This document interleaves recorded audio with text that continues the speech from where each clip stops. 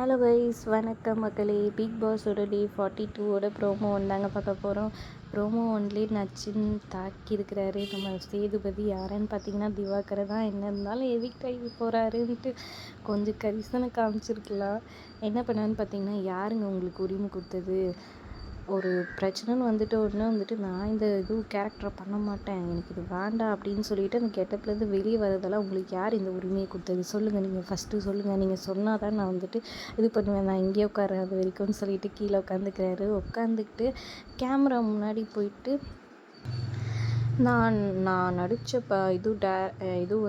Dialogue famous அப்படின்னு சொல்லிட்டு போயிட்டு கேமரா பின்னாடியே இது பண்ணி போனாலும் பின்னாடியே போயிட்டு நடிக்கணும்னு சொல்லிட்டு போயிட்டு நடித்து காமிச்சிட்ருக்கீங்களா? அதெல்லாம் யார் சொல்லி பண்ணிகிட்ருக்கீங்க? அதெல்லாம் பண்ண முடியுது, உன்னால் இது பண்ண முடியாதா?